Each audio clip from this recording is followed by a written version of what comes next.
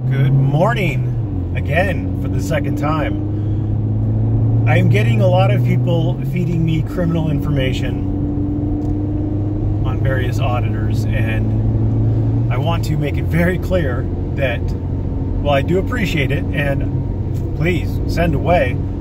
Just understand that I'm not going to make a video on people just because they're criminals. I have zero interest in that. If you have committed a crime and you've done your time, as far as I'm concerned, okay. I mean, obviously I'm not going to invite a convicted rapist into my house or allow them to be around children. But with that said, you know, they've done the crime, but they've done their time, and they have every First Amendment right that you and I have, and they should be allowed to exercise those First Amendment rights, and I will support those First Amendment rights. The only time where I care about someone's criminal record is if they're lying. Basically, if they're lying. So, News Now Rapist, I am concerned with his criminal record for various reasons. Reason number one is because he claims to have been a federal law enforcement agent. And I know when he was arrested for rape, and I know that there is no room in that timeline for him to have been a federal law enforcement agent. So his rape conviction is evidence of him lying. And he shouldn't be lying to people. He shouldn't be lying to people. That's not a good thing. His firearms, his felon with a firearms conviction, is also evidence that he doesn't have the right to keep firearms. Now, he may have found a loophole with the black powder firearms, and that's fine. Just tell people it's a black powder firearm. I mean, why do you have to lie about it?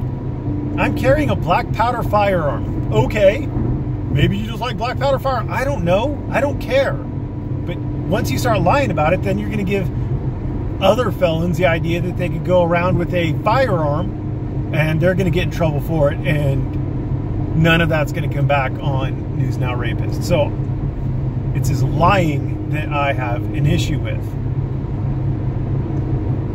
I'm aware of lots and lots of criminal backgrounds, and the only time I'm going to go into them is if someone is lying about them, is trying to mislead people by lying about it.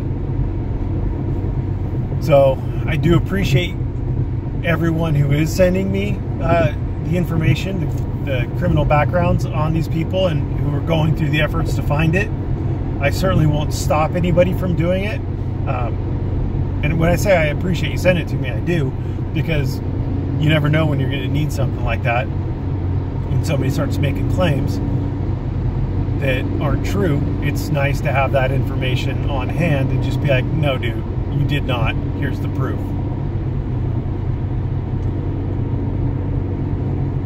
There is a commenter out there who I've never been able to figure out who he is. He goes by the name of Right to Record. He makes very vague claims.